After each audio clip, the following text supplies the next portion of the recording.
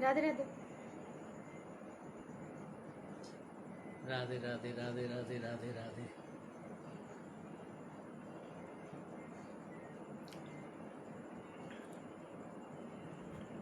नारद भक्ति सूत्रे गतकाल आमरा शुनेছি 41তম सूत्रे যেখানে नारद বলছেন तस्मिन् तज्जने भेदाभावात्, মানে হরি আর হরিজনে কোনো ভেদ থাকে না, দুই এক হয়ে যান, একাকার হয়ে যায়।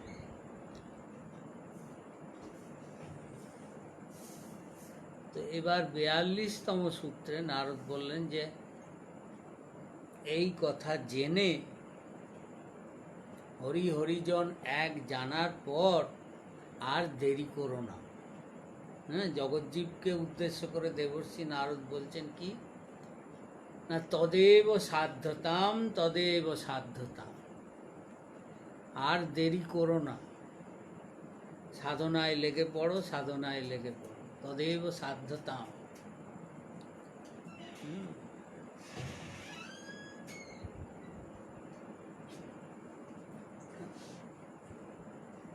নাকি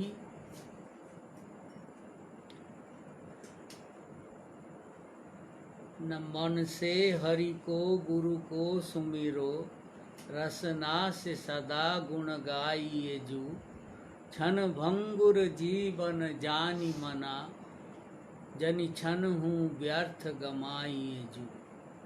কেন নারদ এত জোর দিচ্ছেন যে সাধনায় লাগো, সাধনায় লাগো, বারবার দুবার বলছেন করো করো, সাধনায় লেগে পড়ো, আর দেরি করো না।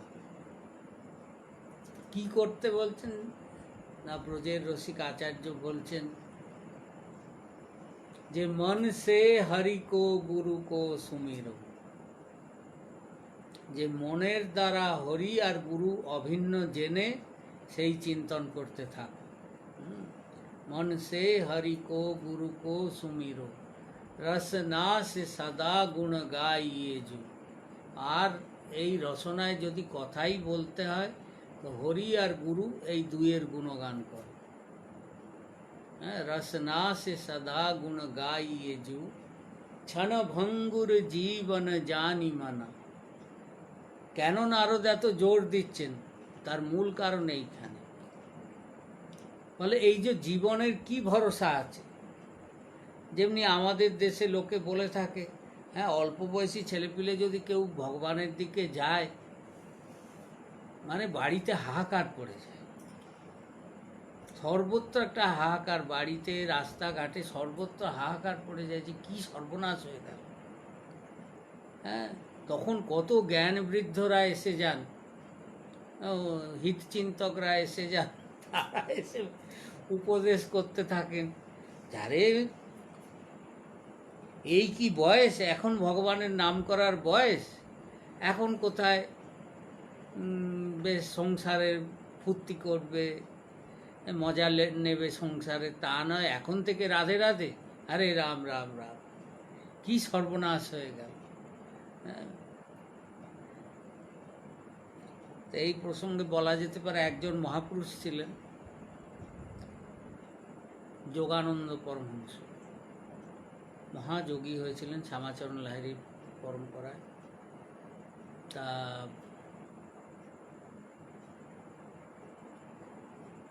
তিনি যখন বিএ পাস করেন, বিএ পাস করার পরে ঠিক করে নেন যে আমি সন্ন্যাস নেব। তার গুরু যুক্তেশ্বর আনন্দ গিরির কাছে তিনি গিয়ে গুরু তাকে নির্দেশ দেন যে তোমার এবার আর সংসারে তোমার থাকার দরকার নেই, তুমি পারমার্থিক পথে চলে এলেই ভালো। তো উনি স্থির করেন যে আমি সন্ন্যাস নেব। ও তখন তার পিতৃদেব তিনিও সাধকই ছিলেন, তো তিনি একটা, তাহলেও মানে সাধারণ পিতাদের যেরকম বলে থাকে সেই রকম তিনি একটা বলেছিলেন যে দেখো এইসব তো তুমি গুরুর কাছ থেকে সাধন পেয়েছো, সাধন নিয়ে ঘরে সাধনা করো ঠিক আছে, পূজা পাঠ করো, সাধনা করো ঠিক আছে, তোমার গৃহত্যাগ করে মঠে চলে যাওয়ার কি দরকার আছে, সাধু সন্ন্যাসী হওয়ার কি প্রয়োজন আছে, সন্ন্যাস নেওয়ার তো কোনো প্রয়োজন নেই। এসব বয়সকালে আগে সংসার ধর্ম করে নাও, তারপর 50 বছর বয়স হলে আমাদের বেদেও ব্রহ্মচর্য, গারস্থ, বানপ্রস্থ, সন্ন্যাস, চতুরাশ্রমের কথা বলা আছে। তুমিও 50 বছর পার হলে, বুড়ো হলে, তখন তুমি 50 বছর হয়ে গেলে তারপর তুমি সন্ন্যাস নিয়ে আমার কিছু বলার নেই। এখন থেকে ব্যস্ত হচ্ছে। তো ইনিও কম ছিলেন না। ইনি করলেন কি, ওর বাবাকে বললেন যে বাবা, আমি তো জানি যে তুমি বাজে কথা কখনো বলো না, তো আমি তোমাকে একটা কোর্ট পেপার নিয়ে আসবো, তাতে তোমাকে লিখে দিতে হবে যে আমি 50 বছর বাঁচবো, এটা তুমি গ্যারান্টি দিচ্ছ, তুমি গ্যারান্টার থাকবে যে আমি 50 বছর জীবিত থাকবো, এই বিষয়ে তোমাকে একটা গ্যারান্টি দিতে হবে কোর্ট পেপারে। যেসব জায়গায় শুনে তখন ওনার বাবা বলছে, ওরে বাবারে, এরকম গ্যারান্টি আমি কি করে দেবো? এ কোনো দিন কেউ কারুর বিষয়ে দিতে পেরেছে যে আমি দেবো? এ তো হবে না, আমি পারবো না। তাহলে আমাকে কেন বাধা দিচ্ছ? তখন বাবা মেনে নিল, মানে ঠিক আছে, আমি বাধা দেবো না, যাও। হ্যাঁ, তো এই যে আমাদের জীবন, আজকে কথা বলছি, পর মুহূর্তে কী হবে আমরা তাও জানি না। মানে ভাগবত যে সুখদেবের কাছে পরীক্ষিত 7 দিন ধরে ভাগবত শুনেছিলেন, মহারাজা পরীক্ষিতের তো জ্ঞান ছিল, সুখদেবও জানতেন যে এর পরমায়ু 7 দিন আছে। হ্যাঁ, যে ব্রহ্মসাপ লেগেছিল ভাদ্র শুক্লা নবমী থেকে ভাদ্র পূর্ণিমা অবধি 7 দিন তার পরমায়ু ছিল, সেই জন্য 7 দিন ধরে তিনি ভাগবত শুনেছেন। আমাদের যে 7 মিনিট পরমায়ু আছে কিনা তাও আমাদের জানা নেই। আমরা সব কালের গ্রাস হয়ে বসে আছি। কোন মুহূর্তে কাল আমাদের মুখটা হাঁ করে বুঝে নেবে, ভেতরে পুড়ে নেবে, কে বলতে পারে? হ্যাঁ, কোনো তো স্থিরতা নেই। এই যে ক্ষণভঙ্গুর জীবন, তাই বলছেন ক্ষণভঙ্গুর জীবন জানি মনা, ক্ষণ হুঁ জানি ব্যর্থ গওয়াইয়েছু। হ্যাঁ, যে হে মন, তুমি মনের দ্বারা সর্বদা হরিকে, গুরুকে স্মরণ করো, আর রসনায় তার গুণগান করতে থাকো, আর এটা স্মরণ রেখো যে এই জীবন কিন্তু ক্ষণভঙ্গ, তার কৃপায় পেয়েছো, কোন মুহূর্তে চলে যাবে নিঃশ্বাস বড় বিশ্বাসঘাতক।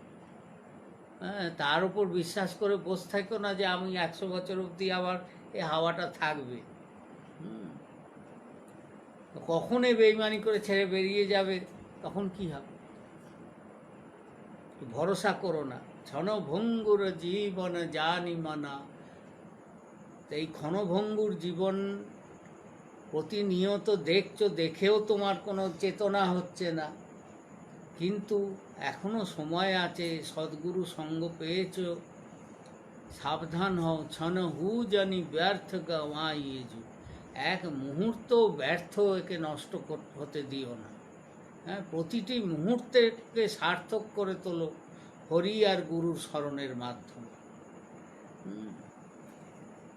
এখন হরি গুরুর কৃপা হলে, ভগবত ভজনে যদি এইরকম দৃঢ়তা আসে, তাহলে এই জীবনও বেড়ে যেতে পারে, পরমায়ুও বেড়ে যেতে পারে, তারও প্রমাণ আছে। প্রমাণ এই বৃন্দাবনেই আছে। মানে বর্ধমান জেলায় অম্বিকা কালনা, যেটা মহাপ্রভুর একটা শ্রীপাঠ, তো সেই অম্বিকা কালনায় একজন সিদ্ধ পুরুষ থাকতেন, মহাপুরুষ ছিলেন, তার নাম ভগবান দাস বাবা। তার কথা অনেকেই জানেন। প্রভুপাদ বিজয়কৃষ্ণ, আমাদের প্রভুপাদ বিজয়কৃষ্ণ গোস্বামী তার সঙ্গে দেখা করতে যেতেন। ঠাকুর শ্রী রামকৃষ্ণদেবও তার সঙ্গে দেখা করতে গিয়েছিলেন কালনাতে। তো এই যে ভগবান দাস বাবা, তিনি যখন কালনাতে রয়েছেন, সেই সময় কালনাতে একজন উকিল ছিলেন, খুব লব্ধ প্রতিষ্ঠ, মানে খুব তার পসার ছিল। তো সেই উকিল আবার জ্যোতিষীও জানতেন। তো অনেকে আছে এসব কুষ্টি টুষ্টি দেখে, যদিও পরমার্থ পথে যারা যেতে চান তাদের এসব নিয়ে মাথা ঘামানো দরকার। হ্যাঁ, পরমার্থ পথই হচ্ছে সমর্পণের পথ, ভগবানের চরণে নিজেকে সমর্পণ করে দেওয়া। তো যে সমর্পিত হয়ে আছে তার আর জীবনে কি হবে কি না হবে এই কুষ্টি জেনে তার কি উপকার হবে? হ্যাঁ, কারণ কুষ্টিতে বলতে পারে তোমার এই হবে সেই হবে, তাকে বদল কেউ করতে পারবে? হ্যাঁ, ভাগ্যরেখা বদল হয় রাধারানীর কৃপায়। তো তাঁর স্মরণে থাকলে যদি দুর্ভাগ্যও থাকে তো সেটাও সৌভাগ্যে পরিণত হতে পারে। সাধারণ মানুষ যারা অনেকেই আছেন যাদের ভগবানের প্রতি কোনো আগ্রহ নেই, কিন্তু এই জ্যোতিষীর ওপর খুব আগ্রহ আছে, তারা মনে করেন এইগুলো খুব জরুরি জিনিস, কি না একটা কৌতূহল, জানতে হবে আমার ভবিষ্যতে কি আছে। নিকুচি করেছে ভবিষ্যৎ, আর এই ভবিষ্যৎ জানতে গিয়ে এই কিছু দুষ্ট লোকেরও রমরমা তারা করে খাচ্ছে। টিভি খুলে দেখো না, কত মাতাজি বাবাজি সব শাস্ত্রী হ্যান ত্যান সব জোচ্চোর ঠগ। বলতে পারো যে তুমি কি জ্যোতিষ মানো না? আমিও জ্যোতিষ মানি। আমি কোন জ্যোতিষ মানি? বেদাঙ্গের 6টার মধ্যে একটা হচ্ছে জ্যোতিষ। তো সে যে বেদাঙ্গে বেদের অঙ্গ যে জ্যোতিষ, সে জ্যোতিষ দিব্য জ্ঞান, সে জ্যোতিষ যে সাধক ছাড়া কেউ লাভ করতে পারবে না। হ্যাঁ, তাকে সাধনা করে তার ত্রিকাল দৃষ্টি খুলে যাবে। বেদ শাস্ত্র অনুমোদিত জ্যোতিষ যে অধ্যয়ন করে, সে তো অধ্যয়ন নয়, সে সাধনার বস্তু। আর আমরা বাজারে যেসব জ্যোতিষী দেখি, এরা কি 2-4টে আবল তাবল বই পড়ে হস্তরেখা সম্বন্ধে, এইসব গোজামিল দিয়ে লোককে শুধু প্রতারণা। আর সব দোকানদারদের সব মাদুলি কবচ তাবিজ, শুধু বুজরুকি আর বুজরুকি। লোকের প্রকৃত পরমার্থের প্রতি যাদের দৃষ্টি নেই তাদের এগুলো ভালো লাগে, তাদের জন্য এগুলো ঠিক আছে। ভগবান সবই ব্যবস্থা করেছে। হ্যাঁ, যে ঠকতে চায় তার জন্য ঠকানোর জন্য লোক বসে আছে, আপত্তির কি আছে? হ্যাঁ, আর নানান রকম পাথর। আরে এই পাথরগুলো কি জিনিস? তোমার যদি তত্ত্বজ্ঞান থাকে তাহলে দেখবে সবই তো মাটির বিকার। মণিমাণিক্য সব মাটির বিকার। একটা হিরে, হ্যাঁ ধরো একটা হিরেটা তৈরি হয়েছে কি করে? হিরে আসলে কিন্তু আর কোনো জিনিস নয়, মাটি, ওটা কার্বনে পরিণত হয়ে তারপর তার থেকে আরও বিশুদ্ধ হয়ে, মানে সেদিক একদিক দিয়ে যদি বৈজ্ঞানিক দৃষ্টিতে বিচার করো, হীরের যা তত্ত্ব আছে কয়লারও একই তত্ত্ব আছে, কিন্তু কয়লার দাম নেই, হীরের দাম।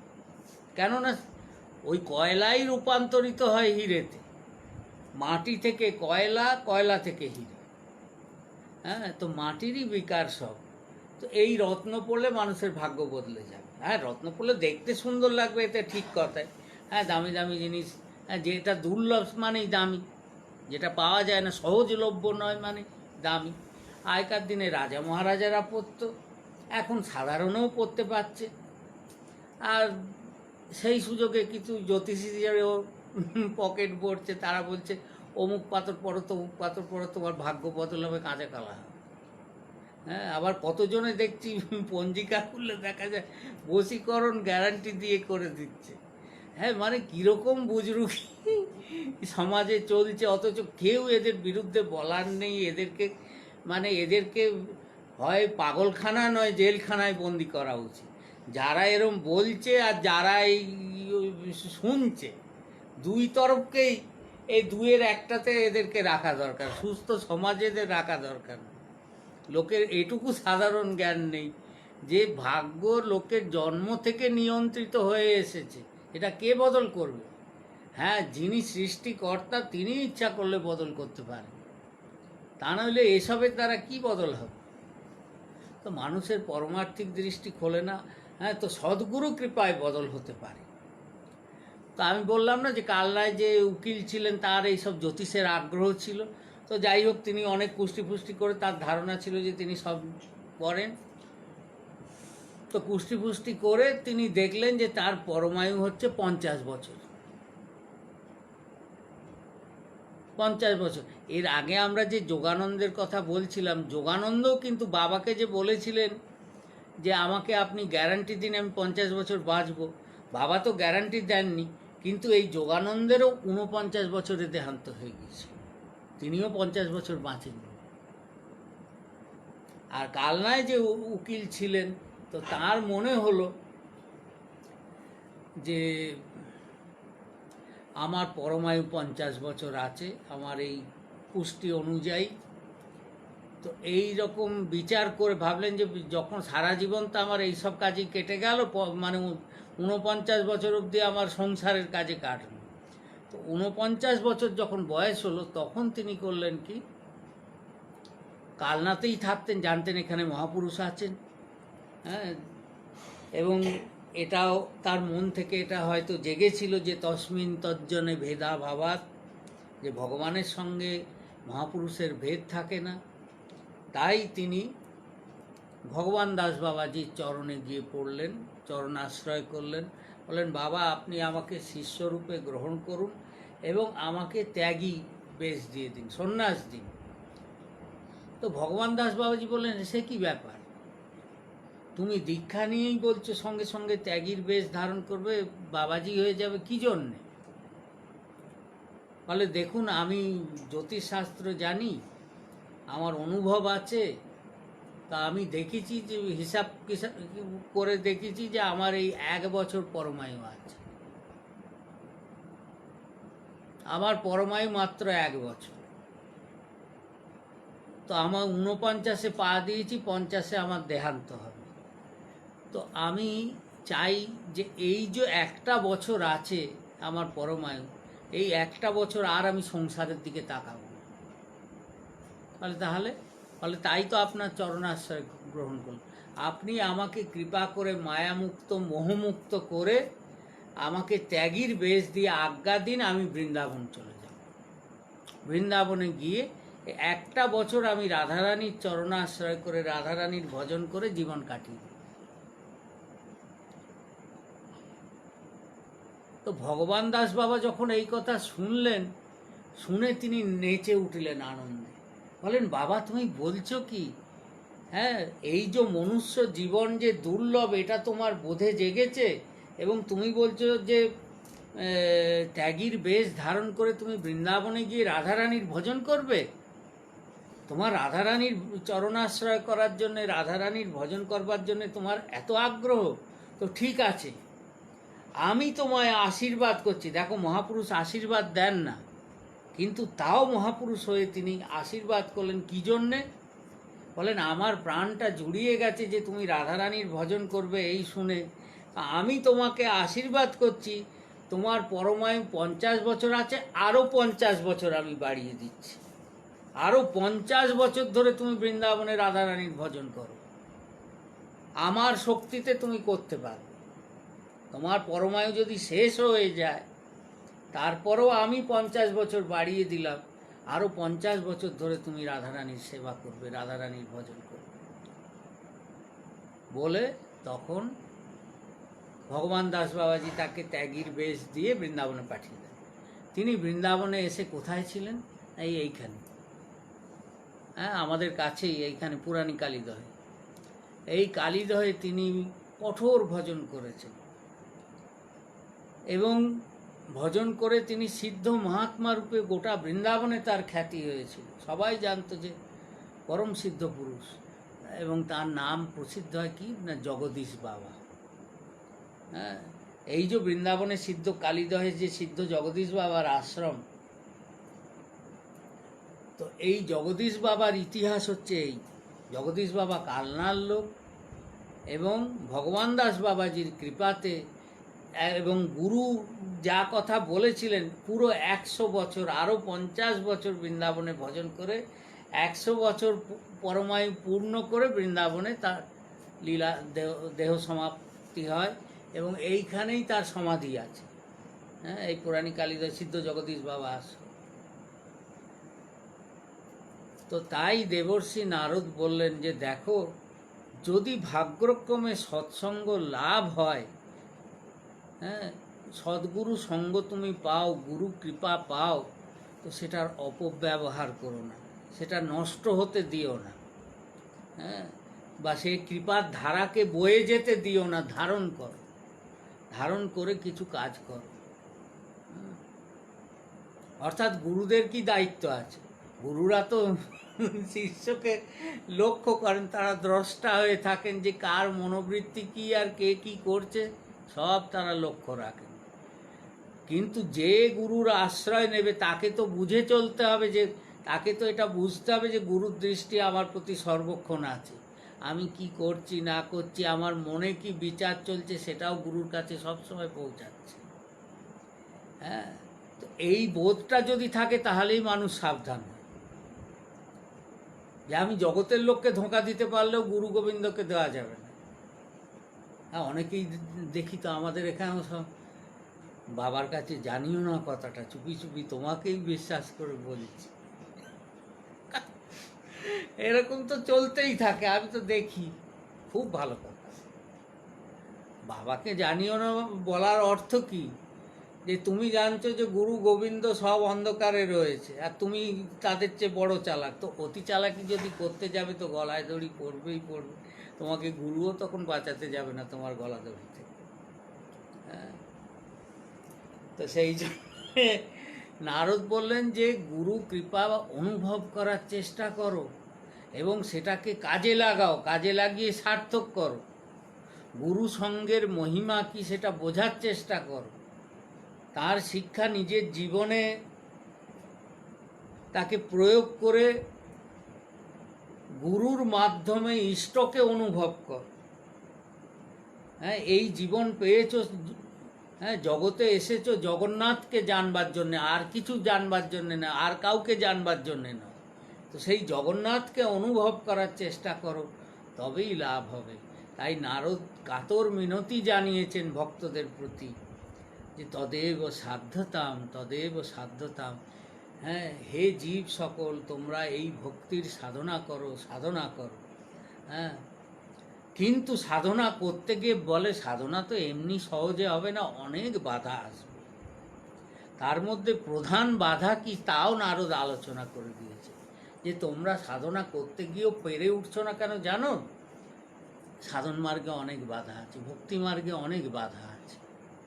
তো বাধাগুলির কথা এবার নারদ একটু অল্প স্বল্প করে আলোচনা করেছে, যে এই বাধার কথা শোনো, শুনে সাবধান হও। বলে প্রথমেই বললেন কি না, দুঃসঙ্গ সর্বথৈব ত্যাজ্য।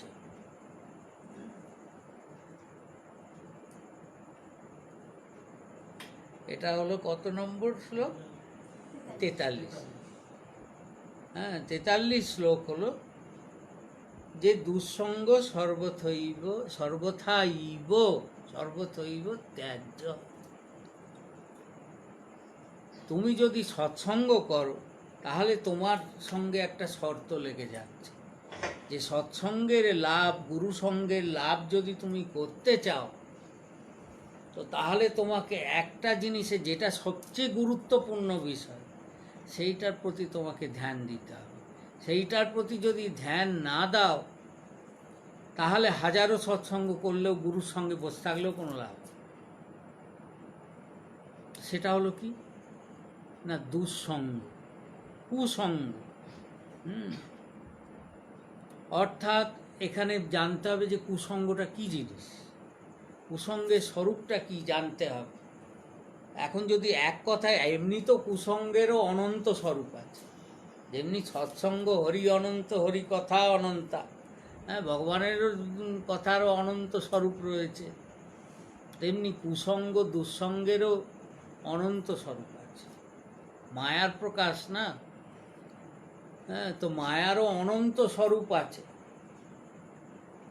তো এক কথায় বলতে গেলে কি হবে না, এক কথায় বলতে গেলে হরি গুরু ভজন মার্গ, যেটা 3 বার এর আগেও বারবার বলা হয়েছে, যে ভক্তি ভক্ত ভগবান, হরি গুরু ভজন মার্গ। তো এই 3-এর যা বিরোধী তত্ত্ব, এই 3 থেকে যা সরিয়ে দেওয়ার তত্ত্ব, এই 3-এর যারা বিরোধী তত্ত্ব, সবই হচ্ছে কুসঙ্গ। এই 3-এর বিরোধী তত্ত্ব মানেই কুসঙ্গ, এটা কখনোই ঠিক সঙ্গ। এবং সেই সঙ্গের যদি আকর্ষণ থাকে, সেই সঙ্গ যদি করো, তো বুঝতে হবে তোমারও পতন ঘনিয়ে আসছে, কেউ রক্ষা করার নেই। তো এখন এই দুঃসঙ্গ নানান রূপে আসে, কারণ আমরা পঞ্চ ইন্দ্রিয় আমাদের বহির্মুখী, তাকে অন্তর্মুখ করতে হবে সাধনার দ্বারা। তো এই বহির্মুখ পঞ্চ ইন্দ্রিয়, পঞ্চ যে জ্ঞানেন্দ্রিয়, তো এই পঞ্চ জ্ঞানেন্দ্রিয় সব সময় মায়ার বিষয়ের দিকে ধাবিত হচ্ছে। হ্যাঁ, তো তাদেরকে যদি সংযম না করা যায়, তাদের যদি বসে না আনা যায়, বসে আনার চেষ্টা তো করতে হবে। বসে আনা না আনা সেটা তো ভগবানের হাতে, গুরুর হাতে, কিন্তু চেষ্টা তো করতে হবে। চেষ্টা না করে যদি তার কাছে আত্মসমর্পণ করে দেওয়া হয়, তাহলে তো তার কিছুই হওয়ার রাস্তা নেই। হ্যাঁ, যেমনি আমরা ভাগবতের দৃষ্টান্ত দেখি, ভাগবতের দৃষ্টান্ত দেখি কি না, অজামিলের প্রসঙ্গ আছে ভাগবতে। অজামিল কিন্তু খারাপ লোক ছিল না। হ্যাঁ, সে পুজো পাঠ করত, ব্রাহ্মণ সন্তান, তার মাতা পিতা ধর্মপত্নী সকলের সঙ্গে যথাযথ ব্যবহার করত, ভগবত সেবাদিও করত সব। কিন্তু কিছুক্ষণের দুঃসঙ্গ, কয়েক মুহূর্তের দুঃসঙ্গ, মানে বনের মধ্যে গিয়ে এক দুষ্টাকে দেখে তার তার মধ্যে এমন কুসঙ্গের প্রভাব পড়ল যে সে মানে এক ভক্ত অজামিল থেকে মহাপাপী অজামিলে পরিণত হয়ে গেল, কর্মচণ্ডাল অজামিল।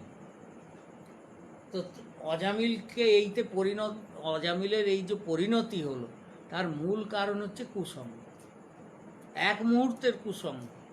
তো সেই জন্যে প্রতিনিয়ত সাধককে সাবধান থাকতে হবে। হ্যাঁ, তো জগতে কুসঙ্গতা আমাদের নানাভাবে হাতছানি দিচ্ছে।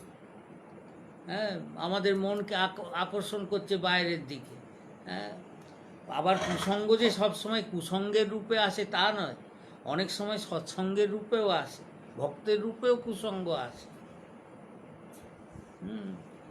হ্যাঁ, কবির দাসজি এক জায়গায় বলেছে, হ্যাঁ, যে মায়া মহা ঠগনি হাম জানি, বলে মায়া হচ্ছে মহা ঠগিনী, জীবকে মানে বদ্ধ করার জন্য কত রকম চেষ্টা করছে।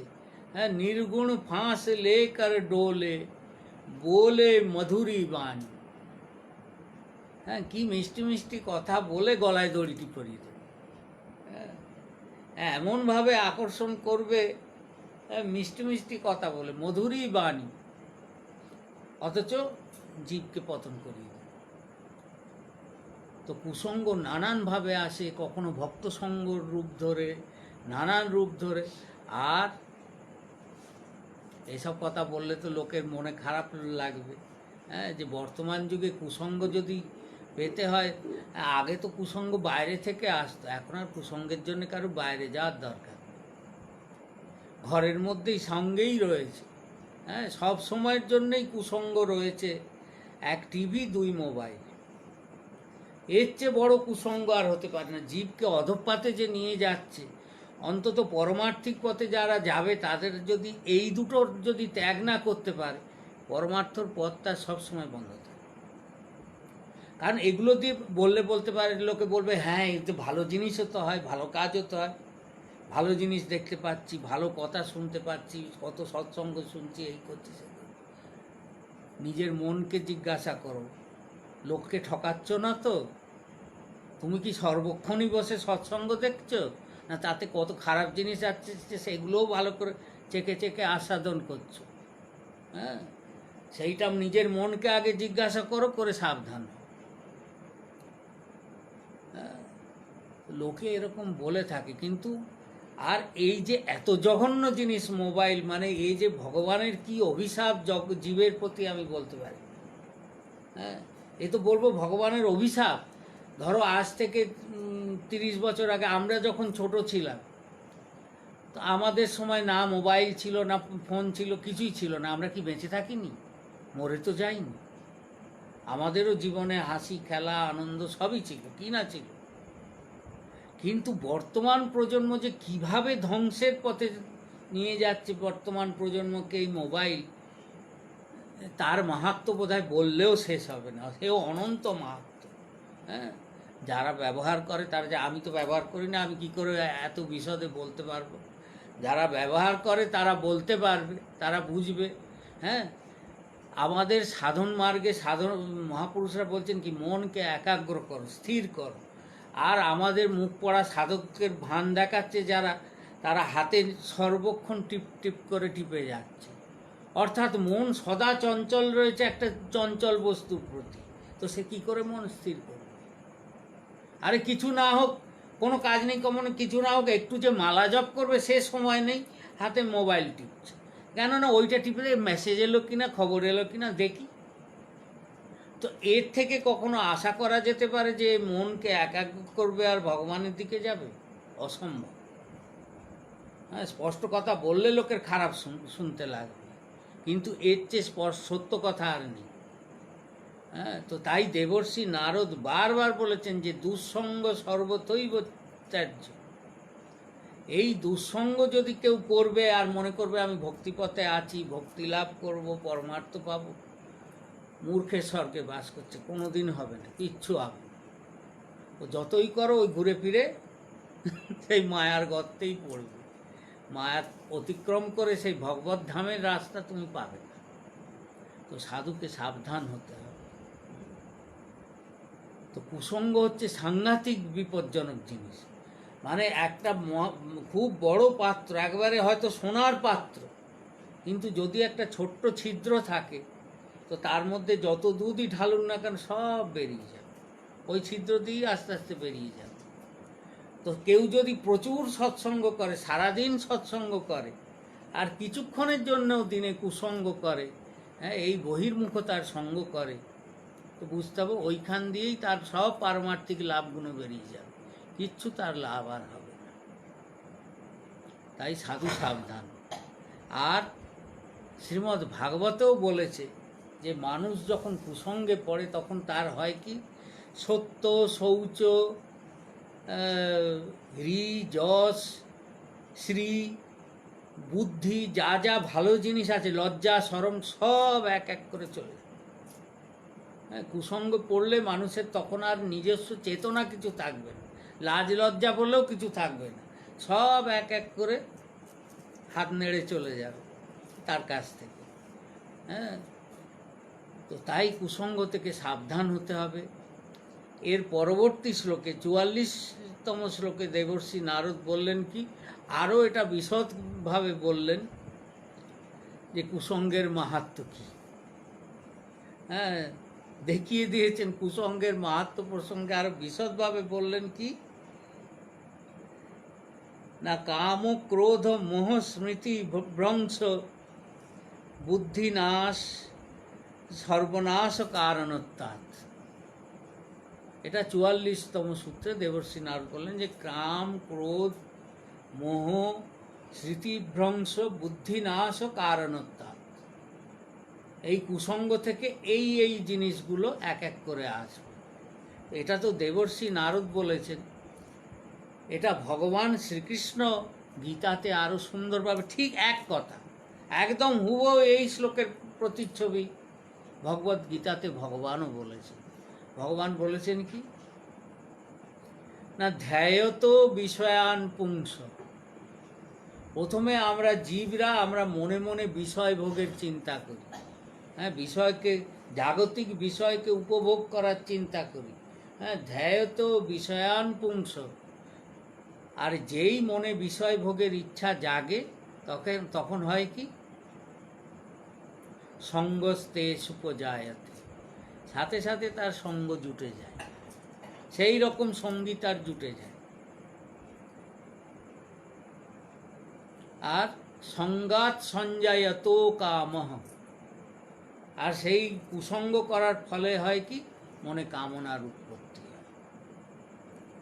হ্যাঁ, সঙ্গাত সঞ্জায়ত কাম, কামাত ক্রোধ বিজায়তে। আর সেই কামনায় যখন বাধা পড়ে, মানে সব পরস্পর। হ্যাঁ, ভগবান গীতাতে এক জায়গায় বলেছেন যে কেউ যদি নরকে যেতে চাও নরকে 3টে সিংহর দ্বার আছে, মানে মুখ্য দ্বার, বড় বড় দরজা। কি না, কাম ও ক্রোধ তথা লোভ। কাম, ক্রোধ, লোভ 3টে হচ্ছে নরকে যাওয়ার সুন্দর বড় বড় দরজা। তো যারা যেতে চান তাদের এই দরজাগুলো দিয়েই যেতে হয়। তাই বললেন, আর পরস্পর সংযুক্ত আছে, সব লিঙ্ক আছে। তো আগে হয় কাম, আর কামনায় যদি বাধা পড়ে, কামাদ ক্রোধ অভিজায়তে, কামনা পূর্তিতে যেই বাধা পড়বে অমনি ক্রোধ হবে, রাগ হবে, খুব রাগ হবে।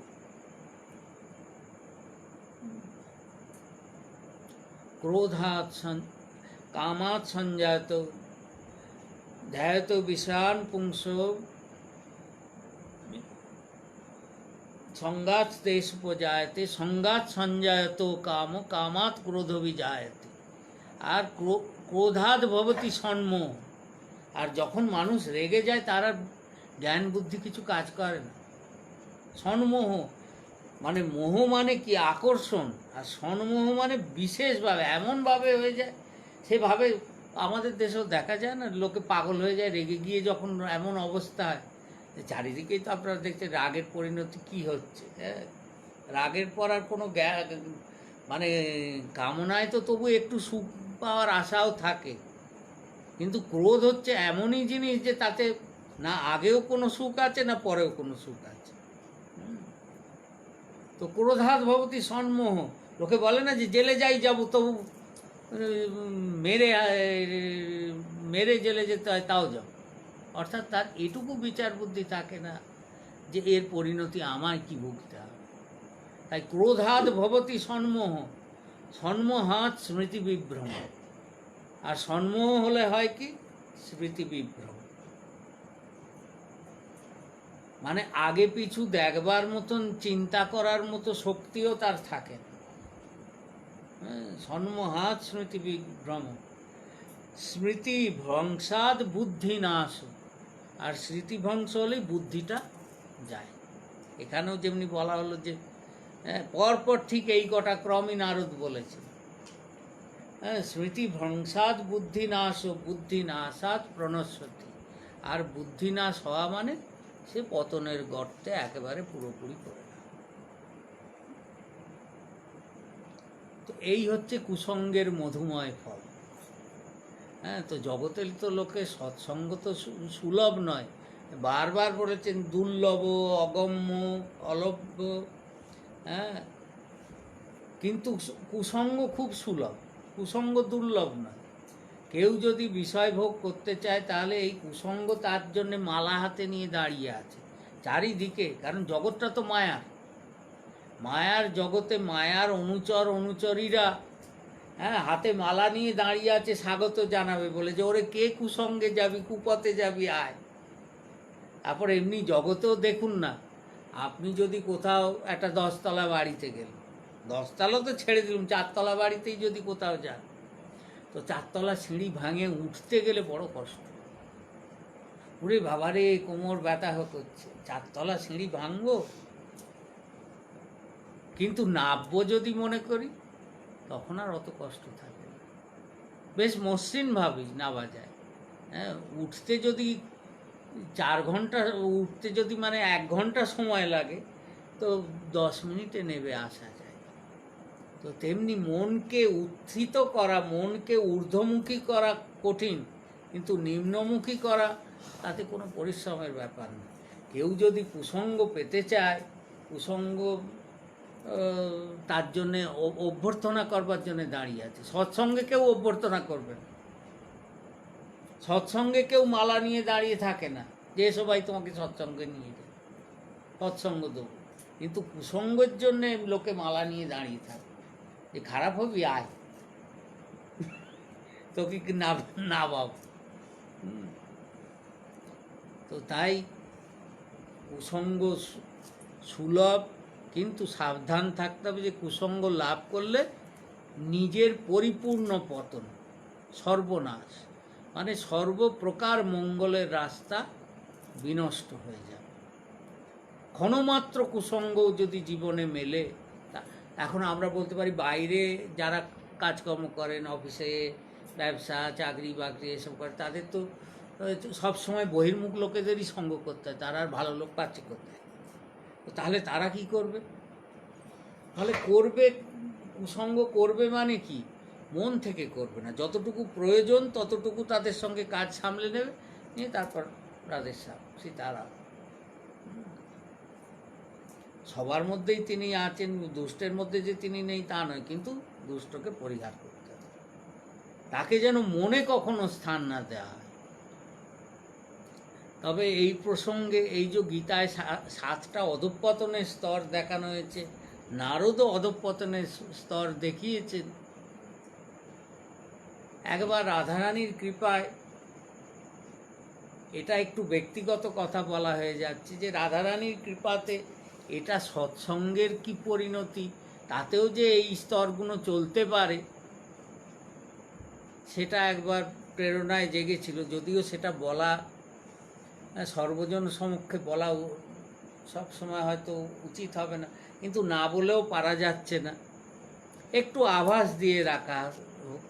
গীতাতে বলেছেন কি, ধ্যায়ত বিষয়ান পুংস সঙ্গাস্ত্রে সুপজায়তে। এটা কিন্তু অসৎসঙ্গের প্রসঙ্গেই ভগবানও বলেছেন, নারদও বলেছেন।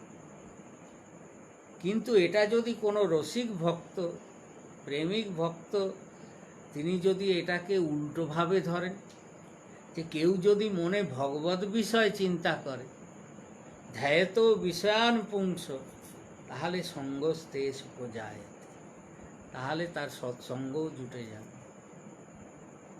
যদি কেউ ভগবানকে পাবার জন্যে আকুল হন, ভগবত বিষয় পাবার জন্যে আকুল হন, তো তার তেমনি সৎসঙ্গও ভগবানই তাকে জুটিয়ে দেবে।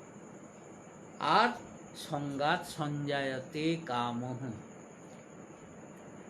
সৎসঙ্গের ফলে হবে কি, যেমনি অসৎসঙ্গের ফলে জাগতিক ভোগের কামনা বাড়বে, তেমনি সৎসঙ্গ যদি কেউ করে, তো তাহলে তার ভগবত প্রাপ্তি, ভগবত প্রেমরস আস্বাদনের কামনা তার বেড়ে যাবে। হ্যাঁ, সঙ্গাত সঞ্জায়তে কাম, মানে সৎসঙ্গ করলে তার ভগবত প্রেমরস মাধুরী আস্বাদনের জন্য কামনা তার বাড়তে থাকবে। আর সেই কামনায় যদি বিঘ্ন হয়, তখন ক্রোধ আসবে। ক্রোধ আসবে মানে কি, লোককে মারধর করার জন্য নয়, নিজের প্রতি ক্রোধ আসবে, যে আমি এতই হতভাগ্য যে এই প্রেম রস, এমন সৎসঙ্গ পেয়েও এই ভগবত প্রেমরস আস্বাদন আমি করতে পারছি না। হ্যাঁ, তাই কামাত ক্রোধপি যায়তে, তার মধ্যে তখন কামনা, এই ভগবত প্রাপ্তির কামনা বাধা পেলে ক্রোধ আসবে। আর সেই ক্রোধ জাগতিক ক্রোধ নয়। আর ক্রোধাদ ভবতি সন্মোহ, আর সেই ক্রোধ থেকে আসবে কি, এমন সন্মোহ হবে যে আমাকে পেতেই হবে, আমার এই জন্মেই কিছু করতেই হবে, আমার শ্যামসুন্দরকে, আমার রাধারানীকে এই জন্মেই আমার পেতে হবে।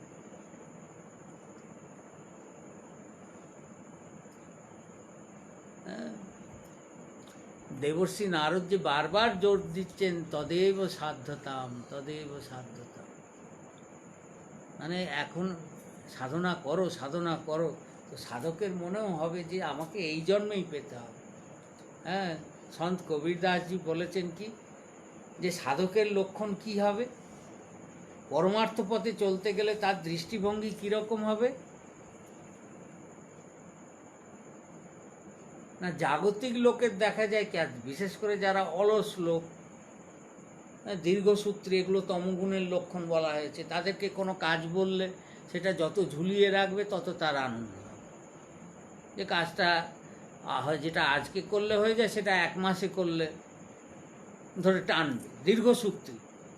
মানে গীতাতে ভগবান বলেছেন তমগুণের লক্ষণ, যাদের মধ্যে নিকৃষ্ট গুণ আছে, তমগুণ, তাদের লক্ষণ কি না, দীর্ঘসূত্রতা করা, সুতো টেনে বাড়ানো, যেটা এখনই করলে হয়ে যায়, আজ করা যায়, সেটাকে টেনে নেওয়া 15 দিন, হচ্ছে, হবে, দেখছি, করছি, এই করে টেনে দেওয়া, এই তমগুণের লক্ষণ।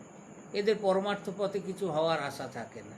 যতক্ষণ এরকম মনোবৃত্তি থাকে পরমার্থ পথ তাদের জন্য হয় না।